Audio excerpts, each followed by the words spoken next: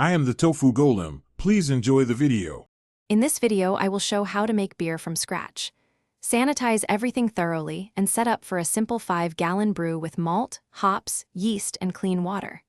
Start by steeping grains or mashing at the recommended temperature, then boil with hops, cool the wort quickly, pitch yeast, and ferment in a covered vessel.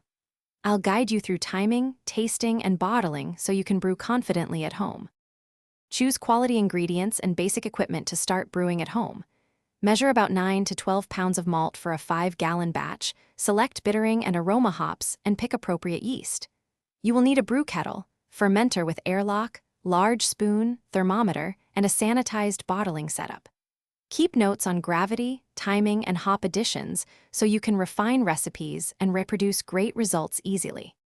Quick recommendation: stay hydrated during long brew days with the Owala water bottle to avoid spills and tiredness. It keeps drinks cold, is easy to grip, and fits most cup holders, making it a handy companion for mashing, sparging, and cleaning. If you find this helpful, please subscribe and like the video, and also check the description for the link and other deals. Now let's get back to the video. Plan your brew day to follow a clear timeline and keep temperatures steady.